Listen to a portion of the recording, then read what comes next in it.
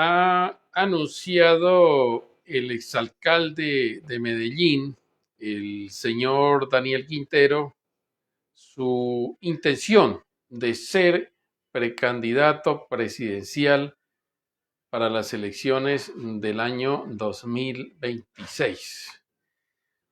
Obviamente,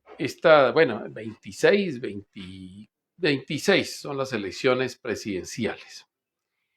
Hace más de un mes largo, también renunció a la alcaldía de la ciudad de Medellín para apoyar al señor Upegui, que era candidato en ese momento a la alcaldía de esa importante ciudad colombiana. Dijimos aquí en un francotirador que era un aborto, que era una fallida acción del señor Daniel Quintero el retirarse de la alcaldía para apoyar a su candidato, que estaba en desventaja bastante grande con el actual alcalde electo, el señor Federico Gutiérrez, que siguió en desventaja y que era en vano que Daniel Quintero, un hombre desprestigiado en la alcaldía de Medellín, totalmente avapullado, fuera a ayudarle a levantar esas banderas al señor Upegui. Y así sucedió. No hizo absolutamente nada, sino que por el contrario fue testigo de la más estruendosa derrota de su propia alcaldía y de su propio movimiento político en Medellín. Ahora anuncia una muy prematura aspiración a la presidencia de la República.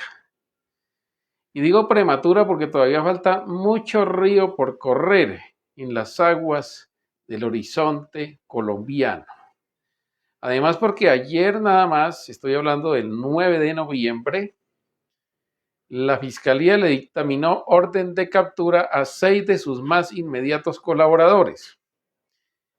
Es posible, es lo más probable que el señor Daniel Quintero se vea a futuro involucrado en investigaciones judiciales y que tenga que seguir respondiendo ante los estrados por sus presuntas malas actuaciones en la alcaldía y trunque su carrera política a la alcaldía o mejor, a la presidencia de la República.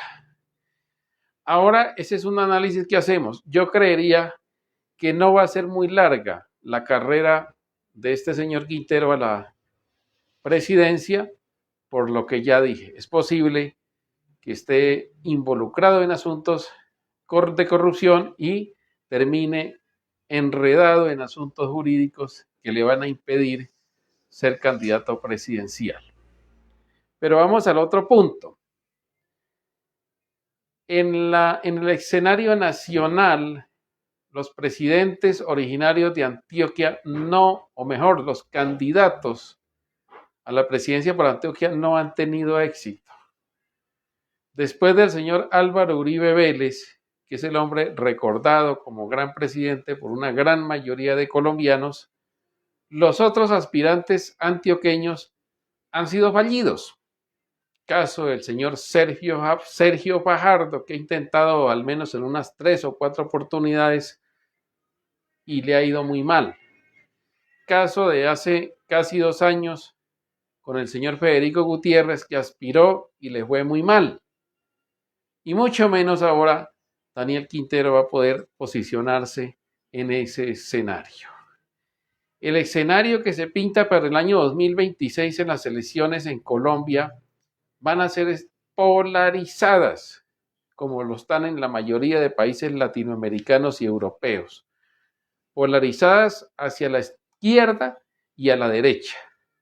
No hay lugar para la gente del centro, para lo que llaman popularmente centro. No hay lugar para eso. Los pueblos se están polarizando o bien acá o bien acá, este lado, a la derecha o a la izquierda. El señor Daniel Quintero no representa nada. No sabemos de qué lado es. Es lo que en términos políticos se calificaría como un tibio, sin conocer su verdadera ideología política. Luego, las elecciones presidenciales del 26 van a tener nombres propios y desde ya se los voy a decir.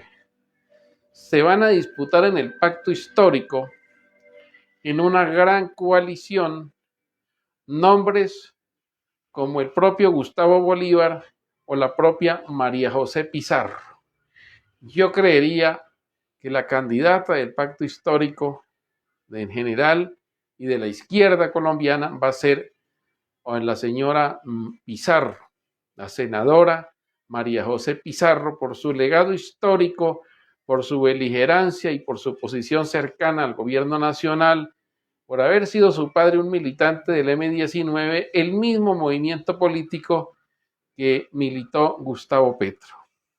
No hay lugar allí para que sea candidato el mismo Gustavo Bolívar, que fracasó en una aspiración a la alcaldía de Bogotá.